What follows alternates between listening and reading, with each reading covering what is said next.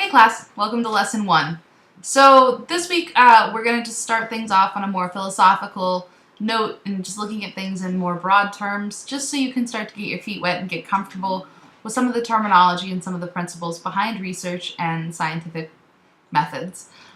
So what we're really going to cover for the most part would be an introduction to the scientific method. This is pretty important because most of the lessons are structured for the rest of this course on the scientific method. You'll notice that as you're moving along, we're bumping up your skills at each level so that eventually you'll be able to take a question, take a problem, and follow it through the method. This doesn't always mean that you're going to be running an experiment. In fact, most of the time you won't be running an experiment. That's something that you'll read in Hauser this week in Chapter 1.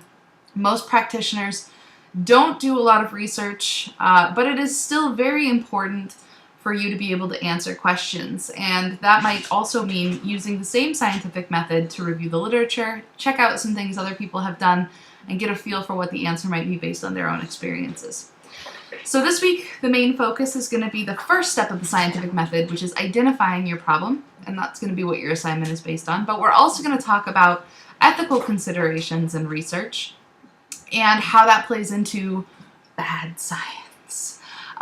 So ethics are obviously critical in any field dealing with humans, but in research you have to remember that the ripple effect of ethical decision-making or unethical decision-making really goes beyond a lot of other fields. If you think about it, if you do something unethical intentionally or unintentionally with your patients, it's impacting your patients. However, if somebody does research and that research is based on unethical principles, then it can impact hundreds, if not thousands, of people and their patients. And so the spread can get really far out there.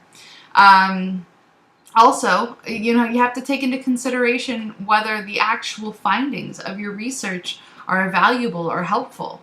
You might conduct your research ethically, but if the findings aren't reported well, or if they're not genuine to what the actual condition is, you could harm people in that way as well. So there's a lot to think about with ethics and research, and so I want you guys to take a look at Chapter 10 in your textbooks. Hauser talks about the ethical principles that I'm interested in you looking at specifically, and in not the right order, I'm sure.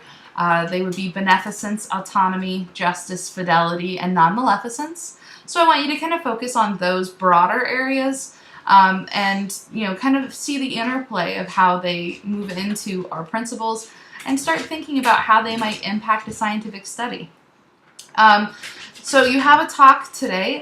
Dr. Ben Goldacre is going to talk about bad science. He's a phenomenal TED Talk. For those of you guys who have never seen a TED Talk or not familiar with it, these are fantastic, very entertaining talks from experts in the field. He is an epidemiologist. He's going to talk about how bad science impacts the healthcare field. And specifically, he talks a lot about big pharma and drugs and drug trials and that sort of a thing. But his concepts and the foundations of what he's talking about play into any field, and that includes ours here. So pay attention to that, enjoy it. He's a phenomenal speaker. He has some great points. What I want you guys to do for your assignment, again, is to identify a problem that you are uncertain about as a counselor. That could be anything you want. Just something that you are uncertain about that you can use the scientific method to answer. I don't want you to answer it, obviously. That's the point of this class. So if you can already answer it, you're definitely ahead of the game.